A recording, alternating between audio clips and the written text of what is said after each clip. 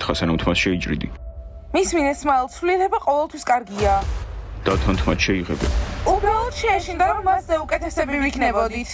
ვაყაფებო კარგი? სმაილ ვუთხარი რომ ეს შეცდომა არ დაეშვა. დიანა, მე და შენ ახლა ერთად როგორ უნდა ვიყოთ? შენ გზელიც მაქონდა და მე გზელით მე გოგოს ვხვდებოდი და ახლა საერთოდ ეს ფერიც ყველაფერი უცნაურია. სმაილ სხვათა შორის ეს ომბრეა და ძალიან ლამაზია, არ არის ეგეთი ცუდი.